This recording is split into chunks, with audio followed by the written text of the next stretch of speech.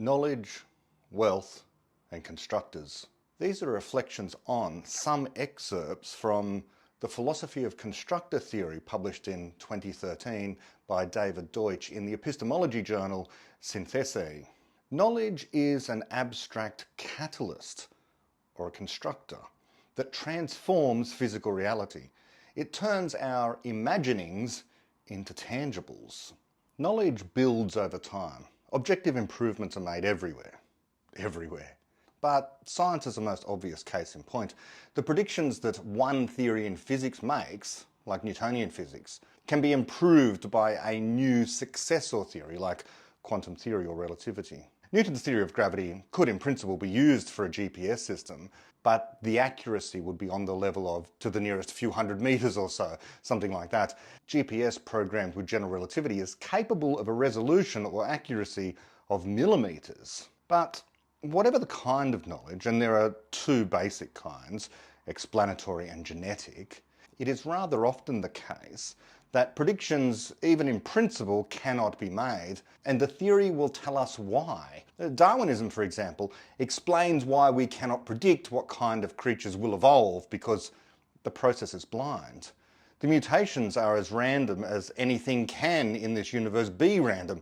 Literally, cosmic rays from the other side of the universe can come crashing through the atmosphere, striking DNA, causing a germline genetic code mutation, and this can be the cause of some radical change to an organism, leading to a new species. That cosmic ray causing just that change cannot possibly have been predicted by any of our knowledge and law here on Earth. When it comes to much of the output of human beings who literally create explanations and make choices based on those explanations, choices that could not otherwise have been made unless those explanations had been created, this whole process can itself not be predicted. The content of future theories cannot be predicted. Therefore, choices made on the basis of those theories themselves could not have been predicted ahead of time. We cannot know the content of theories yet to be thought, and so we cannot possibly make predictions about the future state of the world, when that future state will depend upon theories no one's thought of yet, but they will.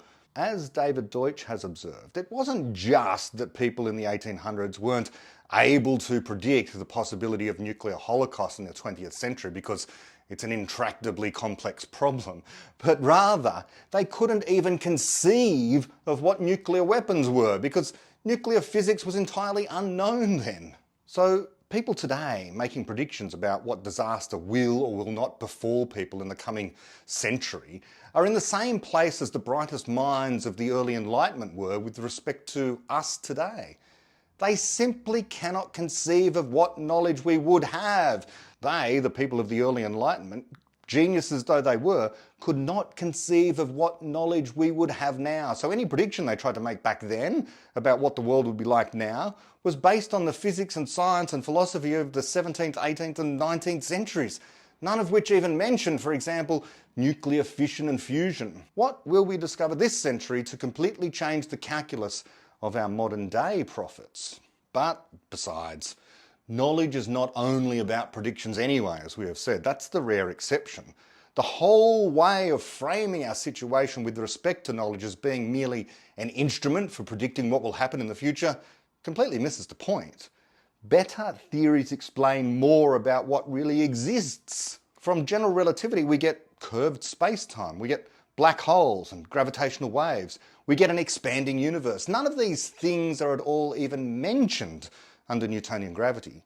Better theories tell us more about what actually exists and what the causal relationships between them are, and they tell us what is possible and impossible. In other words, they rule out more. And all of that has, as a kind of byproduct, some of the time, like for example in physics and the physical sciences more broadly, it allows sometimes for predictions to be made.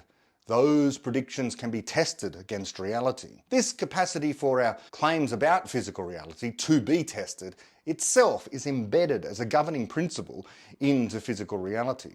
But testing is not straightforward or trivial, which is to say that when there is disagreement between an observational test and a theory, we don't just throw out the theory.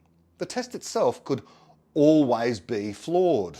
As David Deutsch writes in The Philosophy of Constructor Theory, quote, tests always depend on background knowledge, assumptions about other laws and how measuring instruments work. That's from Popper, 1963. Logically, should any theory fail a test, one always has the option of retaining it by denying one of those assumptions. Indeed, this has been used as a critique of the very idea of testability. For example, Putnam, 1974. But scientific theories are not merely predictions. They are primarily explanations, claims about what is there in the physical world and how it behaves. And the negation of an explanation is not an explanation.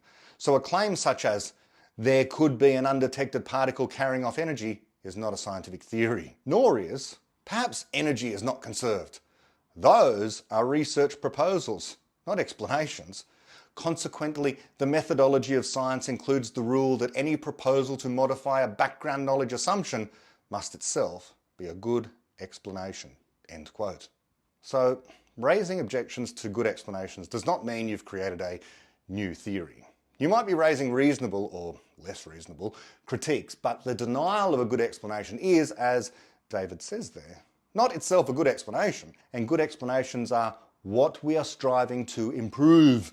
That is what knowledge creation by people is primarily about. Knowledge is the most cosmically significant entity in all of physical reality when looked at over the long run. As David also writes, and later in the same paper, under the subheading knowledge, quote, the most important kind of abstract constructor is knowledge.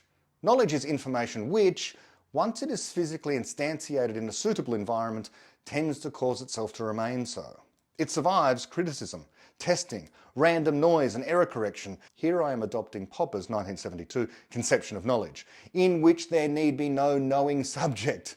For example, the knowledge encoded in an organism's DNA consists of abstract genes that cause the environment to transform raw materials into another instance of the organism, and thereby to keep those abstract genes, and not mutations or other variants of them, physically instantiated, despite the mutation and natural selection that keep happening. Similarly, the ideas constituting the abstract constructor for preserving the ship of Theseus would have had to include not only some relatively arbitrary information about the historical shape of the ship, but also knowledge of how to cause Athenians to preserve those ideas themselves through the generations and to reject rival ideas. Now, consider again the set of all physically possible transformations. For almost every such transformation, the story of how it could happen is the story of how knowledge might be created and applied to cause it. Part of that story is, in almost all cases, the story of how people, intelligent beings, would create that knowledge, and of why they would retain the proposal to apply it in that way, while rejecting or amending rival proposals, so a significant determinant is moral knowledge. Hence, from the constructor theoretic perspective, physics is almost entirely the theory of the effects that knowledge, abstract constructors, can have on the physical world via people. But again, the prevailing conception conceals this, end quote. That's the prevailing conception both of physics and of knowledge, of this entire way of viewing the world, and indeed the prevailing view of morality for what it's worth. And David says there, via people. But it's not about people when it comes to knowledge. Knowledge is created by people, but it's not about them in the main. Which is to say, David is not mentioning psychological states like certainty or belief in his constructor theoretic conception of knowledge, which extends what Popper already had in mind. That conception of knowledge, yes, says that people are far more significant in the universe than any other conception says, perhaps even more significant than religious conceptions say, and certainly more significant than any justified belief conception of knowledge would lead us to think. By the way, I say more significant even than what the religious people think, because the conception we get from the beginning of infinity and the work of David Deutsch is that people become increasingly more powerful and gain more and more control over the universe, becoming like gods themselves. This is completely different to the conception you get from religion, where in most religions, people are, yes, important to the cosmic scheme of things, but not so important that they can become like God. But we are saying that people can asymptotically approach the omnipotence of God. We can gain more and more control. We cannot gain complete control, but at least we can gain ever more power, something denied to us, supposedly, by the existing conceptions, be they religious or rational. Certainly under this view, we are way more significant than the justified belief conception of knowledge would have us think about knowledge. Knowledge is not just about the contents of human minds. It's the thing that transforms the world. But we do need more than just knowledge to do the transforming. We also need resources. And knowledge and resources together gives us wealth. And even wealth is not primarily about people. As David goes on to write, quote, wealth. In constructor theory, it is natural to define wealth as an entity in a non-anthropocentric way, as the set of transformations that the entity would be capable of performing without generating new knowledge. Wealth has always consisted fundamentally of knowledge, even though it has been limited by the capacity of relatively fixed installations for harnessing naturally occurring resources. Once universal constructors exist, it will consist almost entirely of knowledge, end quote. That's a powerful statement. When we have the universal constructor, then resources will be cheap because they are ubiquitous. We just need matter, and matter is everywhere. Even in empty space you find hydrogen, and the universal constructor could transform that into anything that you like.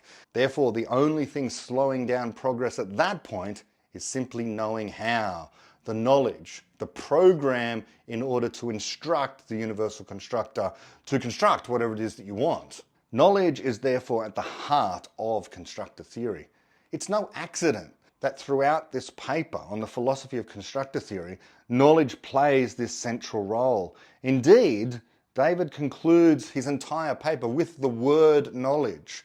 I recommend people read the entire thing, but let me go straight to the conclusion and read that. It's only brief. And there David writes as his conclusion, quote, "The principles of constructor theory that I have proposed may be false. For instance, the composition principle in the form stated in section 1.2 may only be an approximation. But if the idea as a whole is false, something else will have to remedy the deficiencies of the prevailing conception. The prevailing conception being dynamical laws and initial conditions of physics."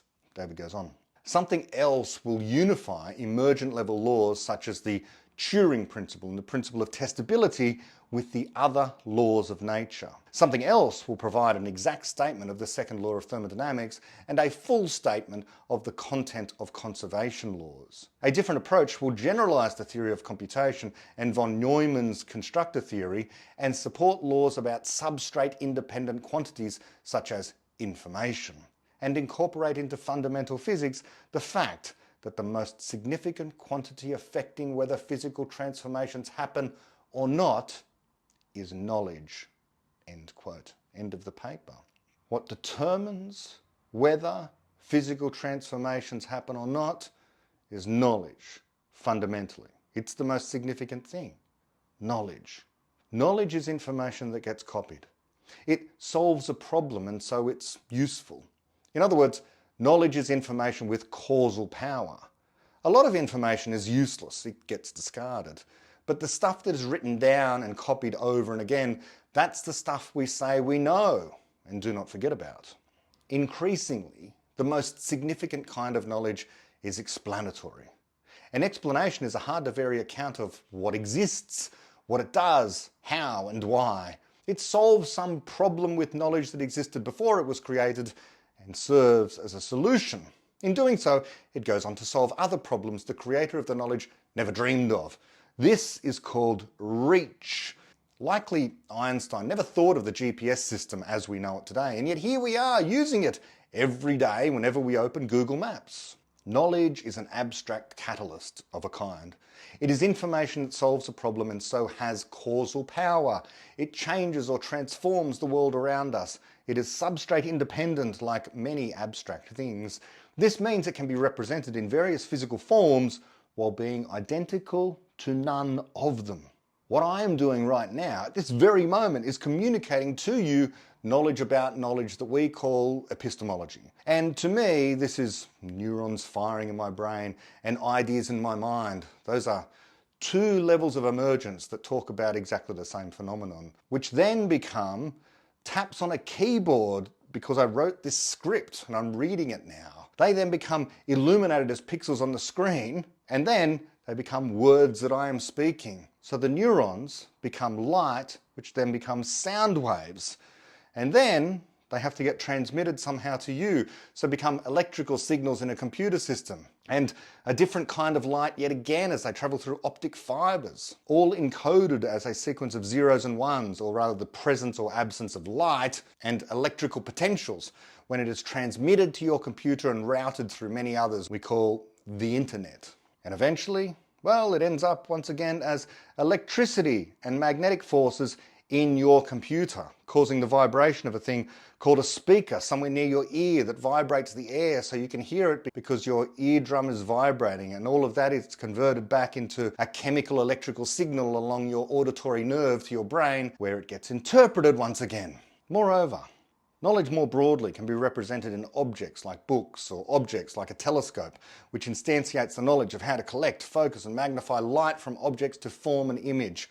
Or another example I like recently is a bridge, which instantiates knowledge about a part of engineering physics called statics, so that the thing remains up, especially something complex like a suspension bridge. That takes a lot of highly explicit explanations of things like classic Newtonian physics and geology and material science and chemistry, and so it goes. You may want to be able to explain to people, should they ask, why this thing, this suspension bridge, should stay up. At that point, you don't have to rest upon trusting that it will, or confidence that it will, or your belief that it will. Rather, it's about the presence of a set of good explanations that anyone, if they really wanted to, could check and would be able to understand. You can know, which is to say understand, that engineers also know what they're doing and understand the relevant physics. And the engineers who build the bridge know that the geologists who say the rock foundations are strong and are not going to shift have good explanations themselves. And everyone knows that the materials scientists and chemists can explain why the steel of which the structure is made won't corrode too soon, or not before the processes that are used to slow all this take effect. Everyone knows that things do decay, errors happen, so maintenance needs to be done just in time and regularly. This is error correction, all because we know that there exist good explanations of modern bridge building. The bridge itself contains knowledge, and if a spacefaring alien visited Earth from a planet which was purely gas, and every city they ever knew floated, and bridges like ours were utterly unknown to them because nothing ever had to be anchored to the solid crust of a terrestrial planet, because they're not coming from a terrestrial planet and they hadn't really thought through what it would be like to live on a terrestrial planet, they could, even if no one was there to explain to them, reverse engineer the bridge and extract from it the knowledge we had about all those things I mentioned, from material science through to Newtonian physics, to understand and therefore explain exactly what it was for. The knowledge really is in the bridge. Not written as words or symbols, but literally in the relationships between the beams and cables of the roadway and the pylons and so on and so forth. That's some substrate independence. And so too, as I say, with my conveying all of this from here to wherever you are right now. The knowledge I have gets to you by going through all those different kinds of materials represented in everything from light and sound through to electricity and magnetism and even chemicals inside of your brain. But it's the same knowledge, modulo errors, and modulo your different interpretations of my intentions. So that is what knowledge is about. At no point, you will notice, did I refer to psychology, human minds and their emotions of certainty or belief or confidence. Our proverbial aliens, reverse engineering the bridge, extracted out explanations of physics and material science that humans would have used to construct the thing. But they do not extract out our confidence and belief. They extract theories of science.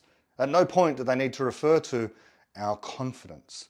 They refer instead to how people understood physics, as they can and do, likely a lot better than what we do, because they crossed a galaxy in a spacecraft far more advanced than anything we've got. In short, the knowledge people have about physics and bridge building is just that. Physics and bridge building. Psychology and emotion is there, but only as intention.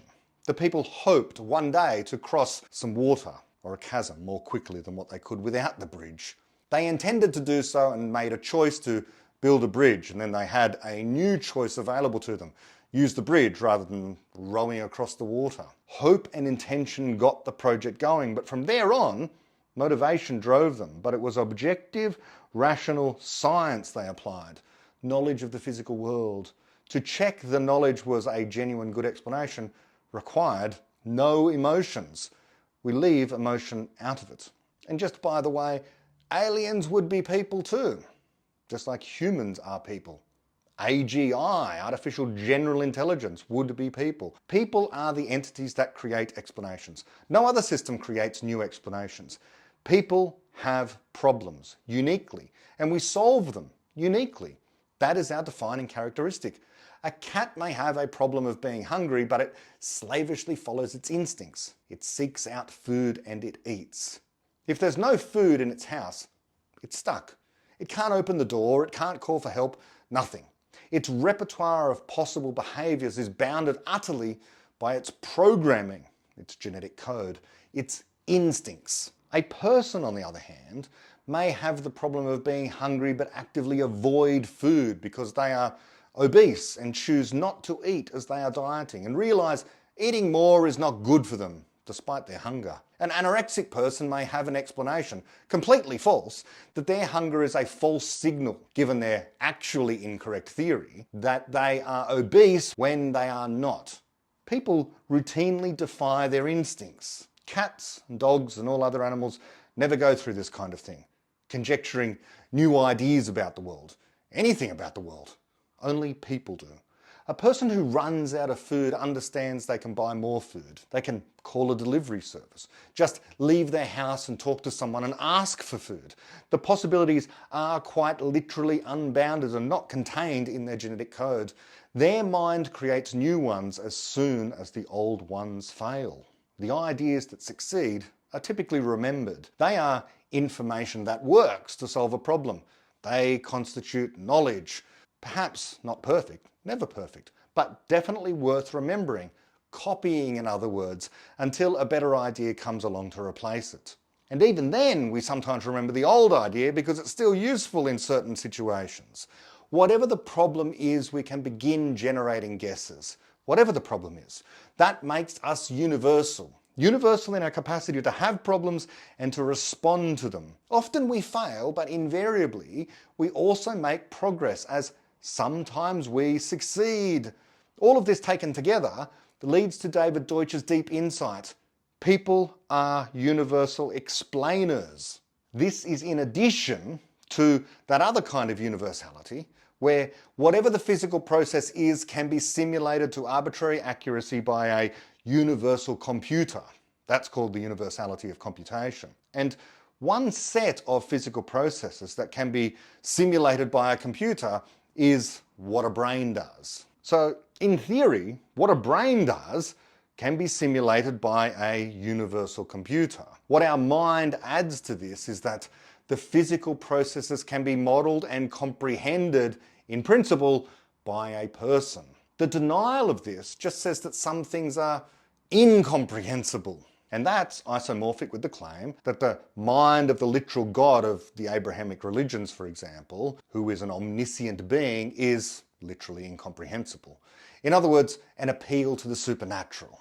Some rationalists who deny a belief in God nonetheless endorse the notion that some things are beyond the comprehension of people. They swap God for X, where X is just some other incomprehensible thing. In other words, they endorse the supernatural, but just with a slight name change from God to X, their favoured incomprehensible thing, like aliens or superintelligence or the successor theory to quantum theory, whatever it happens to be.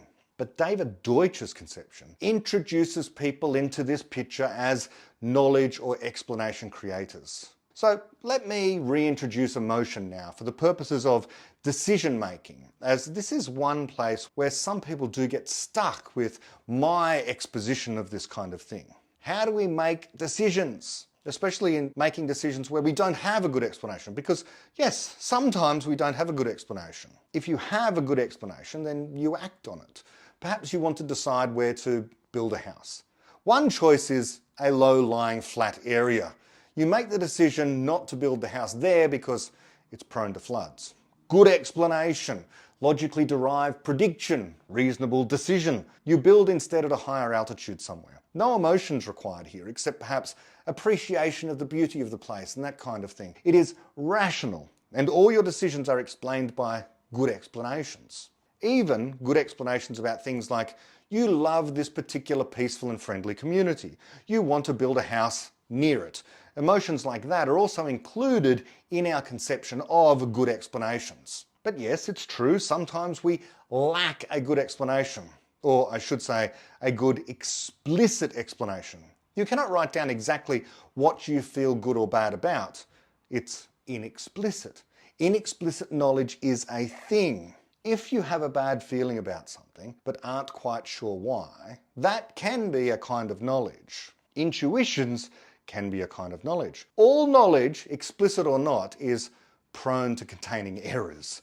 Indeed, it all does contain misconceptions because correcting the misconceptions allows for progress to happen. Were there no errors ever to correct in some domain, nothing would need to ever change. So your intuition can also be wrong. We should know this. Moreover, unlike with explicit explanations, it can be much harder to check errors in your intuition as they're difficult to communicate. That's the nature of the inexplicit, but it does not mean they should be ignored. Intuitions, I mean. All knowledge actually contains some inexplicit content. Only a small fraction is explicit good explanations. But intuitions are real. We all have emotions. But some people rate their emotions as being strong and some not so strong. What you experience as terrifying, I may not. What you experience as slightly happy, I may experience as a deep joy. We can't communicate our emotions easily by saying how strong they feel to us, because how you feel and how I feel may be very different, like the age-old conundrum of whether the blue sky we are both looking at looks the same to us. This is the problem of qualia. We have them, we cannot describe them. They are the subjective contents of objective things, like wavelength of light, which is how physics quantifies and explains colour from the objective side of things. No reference to the content of minds, no reference to psychology is needed, but there is a world of subjective experience, how colours look and how feelings feel. You may have an intuition that a particular neighbourhood is not safe. There are cues. Graffiti on walls, broken windows, young men of a certain age wearing a certain kind of clothing. That's all quite explicit, but even if you could explain all of that away, you still have the heebie-jeebies for some reason. But that doesn't prevent your intuition and explicit ideas from being completely mistaken. Maybe, unlikely perhaps, but maybe it's a perfectly nice community that's just been through a rough time with a natural disaster, and so your intuition is misfiring. Perhaps everyone in this derelict community is actually very nice, and indeed it's a perfectly safe place now. In any case, you cannot quantify with a number using some measuring device your level of discomfort. You can try and rate it on a scale of 1 to 10, but your rating tells me nothing about the objective situation. Your scale for your rating of your level of discomfort could be completely different to mine. Maybe you're just a particularly fearful person, or maybe you're unusually used to such neighbourhoods and not scared at all when in fact you should be. So that is the place of emotions. If we don't have a good explanation, we might rely on them, but we cannot quantify them. Our fears and hopes are very subjective, and knowledge in the main is not about fear or hope or certainty. But if we need to make a decision, then it's black and white. Either we have a good explanation to act on, or we do not. And if we do not, then we just don't know. And it's fine to say, we don't know. If you want to invest in a company, you might not know, indeed you will not know, how it's going to perform in the future, because the future is unknowable. But you can know, which is to say, have good explanations of the company itself and the culture of the company, who the people are, the CEO, the team, the workers, their ethic and their products. That is knowledge and can inform your decision. But beyond that, you don't know. And rationally, it shouldn't come down to just a vibe. A vibe is a kind of inexplicit knowledge. Maybe you have that when it comes to people. Some people, of course, do seem a bit dodgy. Are they cranks? Are they trying to swindle you? Are they lying? Those are intuitions. Inexplicit knowledge you should take seriously. You might be wrong, but it might be a reason to take due diligence even further and investigate more. What is the history of the CEO? Was his last company in trouble for breaking the law? That's more explicit knowledge that could be useful for you in making a decision. And again, we're not then relying purely on guesswork here and emotion to make a decision about investing or not. It's not about confidence, but knowledge and good explanations. It's not about just feeling good or feeling bad, but knowledge. Even the decision about who to marry or spend your life with or who your friends are is not all just about feelings. Of course, love's a feeling, the most valuable one perhaps, but that you love your family and friends is knowledge itself. You're not confident you love your family and friends, you know you do. It's explicit knowledge about a subjective emotion. There's no contradiction here, but it's true. Some people think all of knowledge is about emotions like this. Feelings. Feelings that serve not just a peripheral, but a central role, especially in decision making. Some think that knowledge is less about explanations and more about predictions. They are obsessed by trying to guess what the future will bring and trying to distill epistemology into a kind of decision engine. That is the purpose of knowledge, for example, under Bayesianism, and in a sense why Bayesianism is so popular nowadays. People are very, very animated, some seem to be obsessed, with trying to guess what the future will bring. They call it forecasting or predicting, but it's prophecy. It is a guess about the future made in the absence of a good explanation. After all, anyone who has a good explanation just explains that good explanation. And then we all go, okay, I get it. That makes sense. Like a physicist who predicts that when you drop a rock out a particular window, it's going to take precisely 3.2 seconds to hit the ground below. That's a prediction. But when human choice is involved, and human choice is determined by human creativity, things become inherently unpredictable. It's just not like physics and dropping rocks out of windows. Sure, all things that happen anywhere ever must be consistent with the laws of physics. But that is a vacuous truism, which applies to any physical process that happens anywhere, anytime. All physical processes are computable, we've already said that. But knowing that some computer somewhere, sometime, could in principle be constructed to emulate the workings of the human brain down to the motion of individual electrons does nothing to enable us to predict what that brain would do next, what it would compute, what it would explain. For to simulate such a brain would be to be a mind. A simulation of a mind is a mind, in the same way that simulating the process of addition or multiplication is to actually add or multiply. There is no distance between simulating an abstract process and the process itself. And to simulate something actually creative would be to be something actually creative, and thus rule out the possibility of predicting what it would do, which is another reason why the doomers, especially the AGI or superintelligent doomers, who attempt to do psychology on such systems, have it all backwards. We cannot predict the output of a creative entity, a person in other words, except in one sense. We can reliably predict or say that it will do the unexpected. Humans, adults, teenagers, children, alien intelligence and AGI all share the same quality. We can predict they will do the entirely unexpected and unpredictable. We can never say precisely what they will do. They are creative, and we cannot know what choices they will invent on the spot, much less decide to make. Look, we can't even know what we ourselves will choose to do in a few hours from now, given we do not know exactly the state of the world we will occupy in a few hours from now, necessitating us to change our own plans. We are knowledge creators, the most cosmically significant entities in the universe. And we are that precisely because the knowledge we create flies free of our minds and transforms physical reality. It is the abstract catalyst, a constructor of matter, turning much of it into resources. And the more matter we control and resources we have, the more wealth we have, and thus the more powerful we become, able to solve our problems and protect civilization and our lives, thus illuminating the darkness of space, here, enlightening it, a brightness in the implacable darkness.